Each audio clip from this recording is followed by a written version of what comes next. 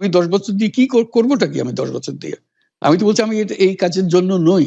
দেশে আমার দেশ পরিচালনা করা আমার দায়িত্ব না, আমার কাজ না। আমি জানি না এটা কিভাবে করতে হয়। আমি যেটা জানি সেটা করি। ইউনুস, ডক্টর মোহাম্মদ ইউনুস, আপনাকে আমাদের অনুষ্ঠানে স্বাগত জানাই। আপনাকে আরো জানিয়ে রেখি, আমাদের সাথে আমাদের প্রযোজক আরাফাত এবং আমাদের যারা জার্মান কলাকুশলী আছেন তারা সবাই আপনাকে সালাম শুভেচ্ছা জানিয়েছেন। আমরা আপনাকে খুব ধন্যবাদ জানাই আমাদেরকে সময় দেওয়ার জন্য।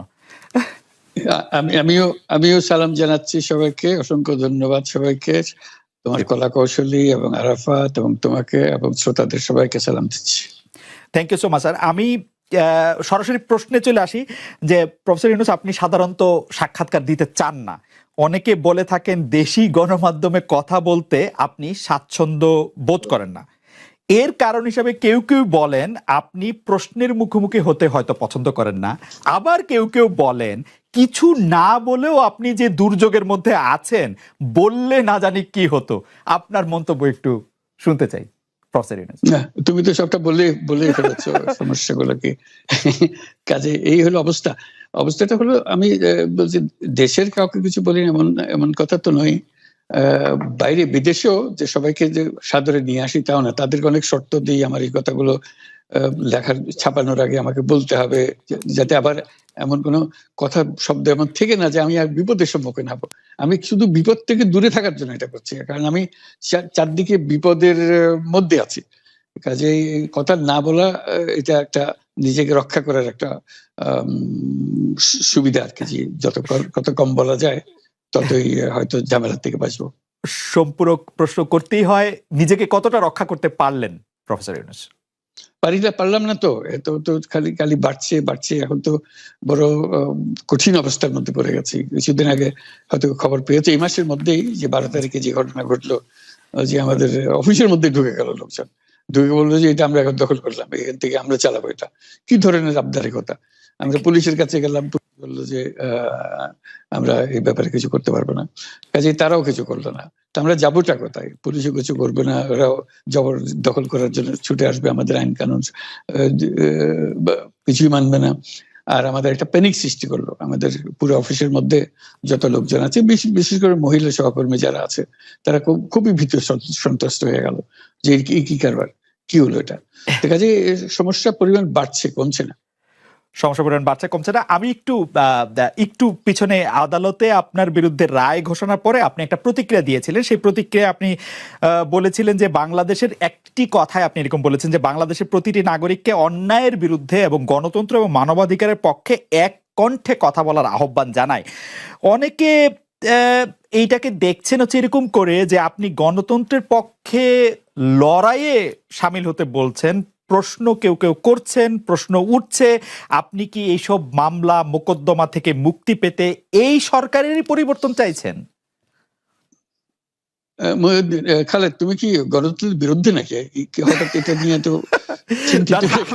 আমি গণতন্ত্রের কথা বললাম আমার জন্য, তুমি তো বলে তুমি বলবে যে আমিও তো আছি, কাজে আমাকে পৃথকভাবে বলতে হচ্ছে কেন? আমরা সেটাই বলতেছি। কাজে আমরা কেউ গণতন্ত্রের বিপক্ষে না, সবাইকে স্মরণ করিয়ে দেওয়া যে আমরা সবাই গণতন্ত্রের পক্ষে, মানবাধিকারের পক্ষে, আমরা ন্যায় নীতির পক্ষে, রুল অফ লর পক্ষে। এইগুলো না থাকলে জাতি হিসেবে আমরা টিকে থাকবো না। তো কাজে যখনই মনে হচ্ছে যেগুলো এখন ফরেন ওয়ার্ডস হয়ে গেছে, তাতে মনে হবে যে আমাদের সমাজ হিসেবে আমাদের দায়িত্ববোধ অনেক বেড়ে গেল। এগুলোকে প্রতিষ্ঠিত করা, সোচ্চার করা, মুখ ফুটে বলা, এটা সবাইকে বলতে হবে, মুখ ফুটে বলতে হবে। আমার বিরুদ্ধে অভিযোগ হলে আমি বলছি না বলে, আপনি বলছেন না কেন? একবার বলে এখন তোমার প্রশ্নের সম্মুখীন হয়ে গেলাম। অনেকে বলছে না, আপনি তো শতবার শতমুখে গণতন্ত্রের কথাই বলবেন, আমাদের সবারই বলা উচিত। কিন্তু প্রশ্নটা এমন ভাবে তোলা হচ্ছে যে আপনি আসলে আপনার রায় ঘোষণার পর আপনি বলছেন গণতন্ত্রের কথা, মানবাধিকারের কথা। অনেকে বলছেন যে এই কথা কি আসলে যেহেতু ব্যাপারটা আপনার উপরে আসলো তখনই আপনি আসলে বললেন কিনা, নাকি আপনি আসলে বলতে চান না, আপনি আগে যেরকম বলছেন। হতে পারে, মুখ যখন বন্ধ থাকে কোনো কথাই বলা হয় না। এখন যখন মুখ খোলার সুযোগ হয়েছে, সামনে ক্যামেরা নিয়ে দাঁড়িয়ে আছে, মাইক্রোফোন দিয়ে দাঁড়িয়ে আছে, কথা বলছি, কাজে মনের কথাটা বললাম আর কি। যেটা মনে ছিল বলা হচ্ছিল না সেটা বললাম। এটা আমার ধারণা এটা সবারই মনের কথা, সেটাকে প্রকাশ করা। তারাও তারাও চায় যে তারা বলুক, আমি বললে তাদেরও মনে সাহস আসে যে উনি বলছেন যখন আমরাও বলতে পারবো।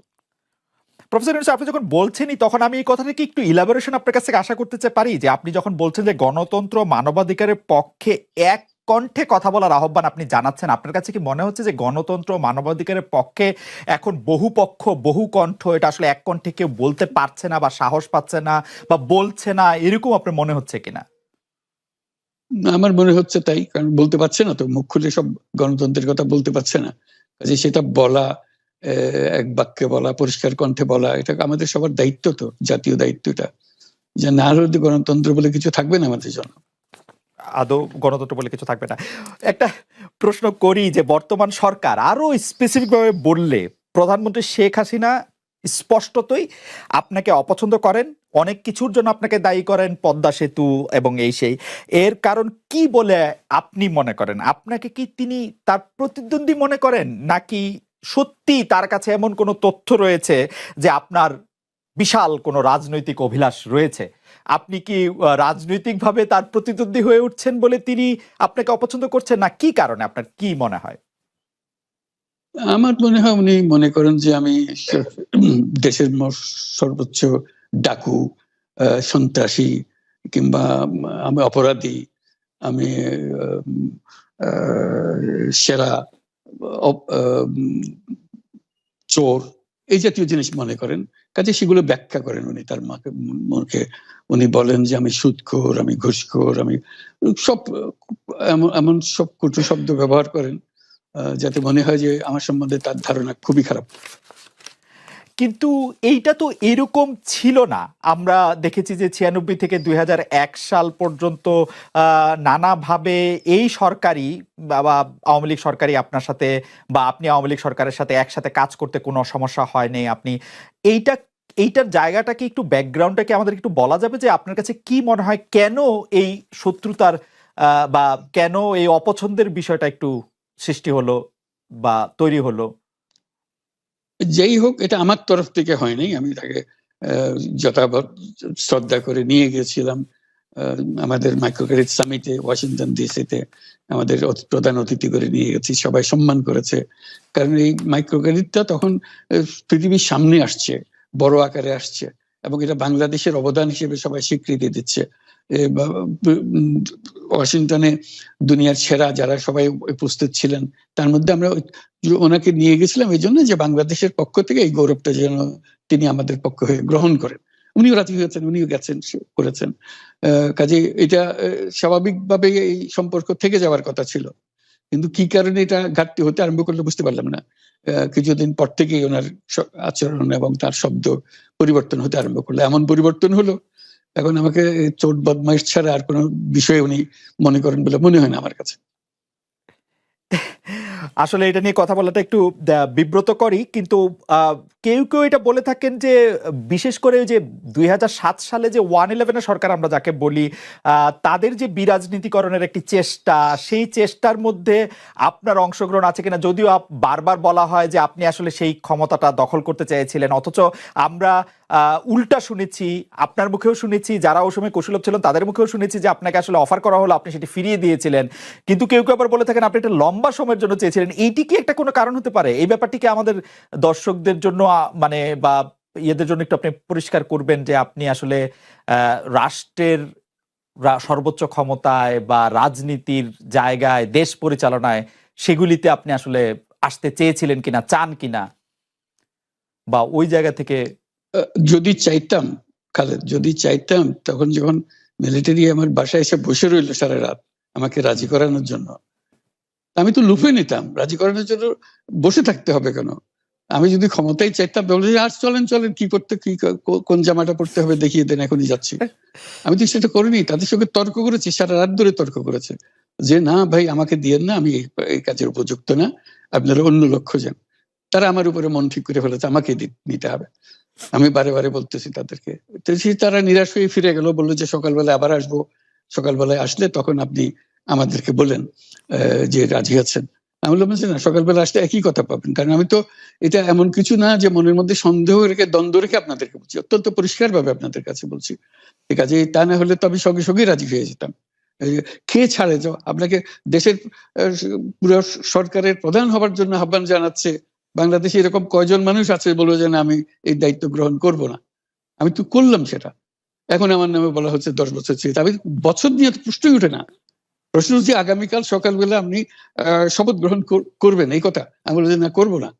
তারপরে এরপরে তো কয় বছর কয় কাণ্ড। আমি 10 বছর দিয়ে কি করবোটা কি? আমি 10 বছর দিয়ে, আমি তো বলছি আমি এই কাজের জন্য নই। দেশে আমার দেশ পরিচালনা করা আমার দায়িত্ব না, আমার কাজ না। আমি জানি না এটা কিভাবে করতে হয়, আমি যেটা জানি সেটা করি। Make sense. আপনার মেয়ে মনিকা ইউনুস সম্প্রতি একটি সাক্ষাৎকার দিয়েছেন সিএনএন-এ। সেখানে আমি তাকে একটু যদি অনুবাদ করি তাহলে সেরকম পড়তে পারবো, যে আমি তাকে উদ্ধৃত করছি যে কোনো এক সময় প্রধানমন্ত্রী শেখ হাসিনা ও ডক্টর ইউনুস একসঙ্গে কাজ করেছেন। আমি আশা করি সেই সময়টা আবার ফিরে আসুক, শুধু গ্রামীণ কিংবা সংশ্লিষ্ট সব প্রতিষ্ঠানগুলোর ভালোর জন্যই নয়। যদি তারা আবারও একসঙ্গে কাজ করেন তাহলে সেটা চমৎকার হবে। এই মনিকা ইউনুসের এই আশা কি আপনারও মানে একই রকম আশা কিনা, যে প্রধানমন্ত্রী শেখ হাসিনা এবং ডক্টর ইউনুস একসঙ্গে কাজ করলে আরো কিছু চমৎকার কাজ হবে, বা এটা আপনি আশা করছেন এরকম কি? এটা কি এখন আমার জন্য করা যাচ্ছে না যে আমি নারাজ, যে করতে চাই না? তুমি ভাবখানা এমন করছো যেন আমি আপত্তি করছি, আমি কাজ করতে চাই না। আমাকেও যে বললাম চোর বদমাইশ করে রেখেছে, সেখানে কাজ করার তো কথাই উঠছে না। আমার নাম উঠলেই ওনার রাগ উঠে যায়। আমাকে সুদখোর না বললে ওনার মন তৃপ্ত হয় না। আমাকে চুবিয়ে না ডুবালে, পদ্মা নদীতে আমাকে চুবিয়ে না ডুবালে ওনার মনে শান্তি আসে না। ঠিক আছে, আমি কি করে বলবো? ওনাকে বলতে তো হবে, ওনাকে যদি কিছু বলতে হয়। পদ্মা নদীর কথাটা যখন উঠলই, পদ্মা ব্রিজ সম্পর্কে যে কথাটা সরকারের উচ্চ মহল থেকে এটা বলা হয় যে আপনি আপনার ক্ষমতা ব্যবহার করে বা আপনার পরিচিতি ব্যবহার করে বা আপনার যে একটা সাংঘাতিক রকমের গ্রহণযোগ্যতা সারা দুনিয়াতে আছে, যেটি আসলে ওয়ার্ল্ড ব্যাংক সহ অন্য জায়গায় আছে, সেটি দিয়ে আসলে আপনি পদ্মা সেতুটা বাংলাদেশ যাতে ঋণ না পায় সেটির জন্য আপনি চেষ্টা করেছেন। এই ব্যাপারটা নিয়ে কি আপনি একটু কিছু বলবেন, যে এটা আপনার বিরুদ্ধে একটা অভিযোগ? কি বলবো, এটা বলো, এটা হাস্যকর একটা কথা মুখ থেকে বলে ফেললো চোর ডাকাতের মতো, এটাও আরেকটা বলে ফেললো, এটাই সত্য হয়ে গেল। আমরা যে বারে বারে বিবৃতি দিলাম তখন এটা প্রশ্নই উঠে না। আমরা বাংলাদেশের নাগরিক হিসেবে আমরা গৌরবান্বিত যে এই পদ্মা সেতুর উপরে আমরা একটা সেতু বানাতে পারবো, এটার জন্য আমরা সবাই চাই। কাজে এটা তো বিরোধিতা করার তো প্রশ্নই উঠে না। কেন বিরোধিতা করবো? দেশে যে একটা বড় রকমের ঘটনা ঘটতে যাচ্ছে সেটা তো আমরা সবাই সমর্থন করেছি। তিনি বলেই চললেন। এখন একজনে বলতে থাকলে তো আমার করার কিছু তো নাই। উনি এত শক্তিধর যে এখানে আমার কথা তো কিছুই থাকে না। ওনার সব সরকারের যাবতীয় প্রচার যন্ত্র ওনার হাতে। আমার তো আমার গলার যত তীক্ষ্ণ। আপনি তো কথা বলেন না, বললে তো নিশ্চয়ই আপনার সাথে না। একটি প্রশ্ন আসছে যে পদ্মা সেতুর যখন উদ্বোধন করা হবে তখন কি আপনাকে নিমন্ত্রণ জানানো হয়েছিল? মানে রাষ্ট্রের পক্ষ থেকে এরকম বলা হয়েছিল যে আপনাকেও নিমন্ত্রণ জানানো হবে, বা আপনি মনে আছে কিনা? মনে পড়ে না এরকম করছে। আচ্ছা আচ্ছা, আমি একটু যে বিষয়টি নিয়ে আপনি আসলে শুরু করেছিলেন যে আপনার প্রতিষ্ঠান জবরদখল করা নিয়ে, সেই জায়গাটার মধ্যে একটু আসি।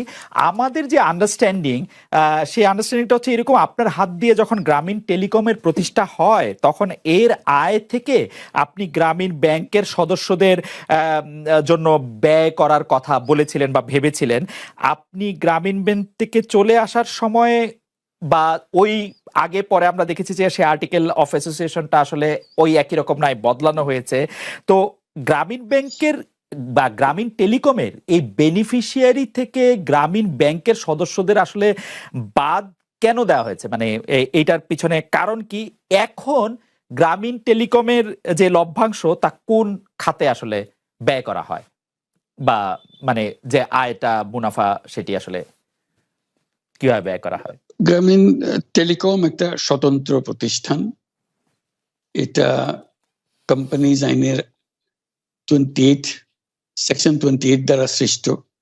তার অর্থ হলো যে এটাকে আইনের ভাষায় বলে non dividend company, guaranteed by limited by guarantee. কাজে এটার কোনো মালিক নাই। কাজেই মালিক যেহেতু নাই, এটা তার নিজের নিয়মে যারা গ্যারান্টি দিয়েছে, যারা গ্যারান্টির পরিমাণও খুব সীমিত, লিমিটেড বাই গ্যারান্টি। এটা ১,০০০ টাকা।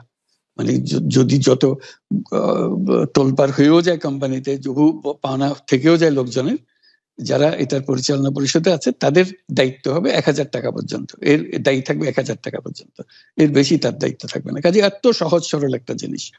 তো সেটাই হলো গ্রামীণ টেলিকম। গ্রামীণ টেলিকম তখন একবার বলেছিল যে তাদেরকে কিছু কিছু সহায়তা দেবে তারা উপায় অর্জনের কাছ থেকে। এটা তাদের নিজস্ব সিদ্ধান্ত, এটা কারো চাপারও সিদ্ধান্ত না। যে সিদ্ধান্ত, সেই সিদ্ধান্ত অনুসারে সেই সমস্ত যে পরিমাণ টাকা তারা বলেছিল দেবে, এখানে দিয়ে যাচ্ছে। এই পর্যন্ত ৫০০ কোটি টাকার উপরে দেওয়া হয়েছে এই সাহায্য সহায়তার থেকে। কাজে ওইটা যে আমরা বা গ্রামীণ টেলিকম এটার থেকে